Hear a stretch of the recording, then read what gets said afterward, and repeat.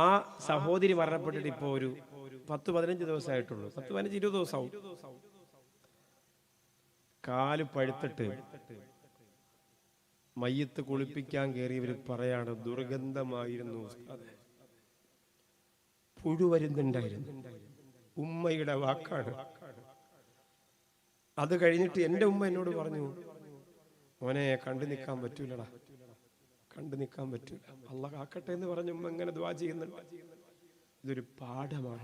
വേദനയോടെ പ്രസവിച്ച ഉമ്മയെ നൊമ്പരപ്പെടുത്തിയാൽ കിട്ടുന്ന പാഠമാണ്. നിങ്ങൾക്ക് തണ്ടും തടിയും തൻ്റെ ഇടമൊക്കെ ആവുമ്പോൾ ഉമ്മയേക്കാൾ പൊക്കവും ഉമ്മയേക്കാൾ പണവും പവറും അധികാരവും ആരോഗ്യമൊക്കെ വരുമ്പോൾ ഒന്നെടുത്ത് മറയ്ക്കാമെന്നൊക്കെ തോന്നും.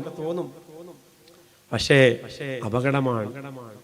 ദുനിയാവും ആഖിറവും നഷ്ടപ്പെടും. അതിന്റെ ഒന്നാമത്തെ അടയാളം മരിക്കണ സമയത്ത് ഒരു അണുകിട അളവ് സന്തോഷം അവൻ അല്ലാഹു കൊടുക്കൂല.